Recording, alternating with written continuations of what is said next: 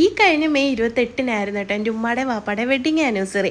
ഉമ്മാടെയും വാപ്പാടെയും മാത്രമല്ല, ഉമ്മാടെ ബ്രദറിൻ്റെയും ഉമ്മാടെയും രണ്ടുപേരും ഒരേ ദിവസമായിരുന്നു കേട്ടോ കല്യാണം.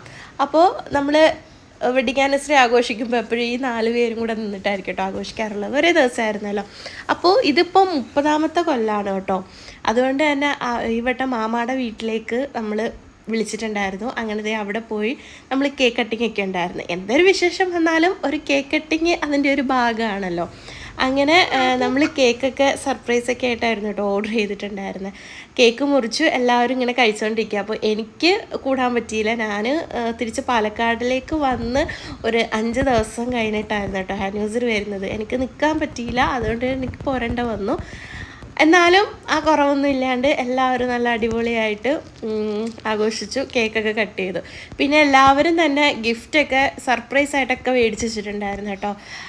അങ്ങനെ കേക്ക് കട്ടിങ് ഒക്കെ കഴിഞ്ഞതിന് ശേഷം എല്ലാവരും അങ്ങോട്ടും ഇങ്ങോട്ടും ഓരോ ഗിഫ്റ്റ് എടുക്കുക. ഇതൊക്കെ ഒരു സന്തോഷത്തിൻ്റെ ഭാഗമാണല്ലോ അല്ലേ.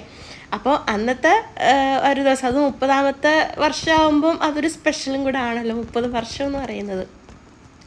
അങ്ങനെ അതേ വെഡിങ് ആനിവേഴ്സറി ഒക്കെ കഴിഞ്ഞു. നമ്മളെ കുട്ടികൾ എല്ലാവർക്കും അങ്ങോട്ടും ഇങ്ങോട്ടുമൊക്കെ ഗിഫ്റ്റൊക്കെ കൊടുത്തു. അങ്ങനെ ആ ഒരു ദിവസം അടിപൊളിയായിട്ട് കഴിഞ്ഞു.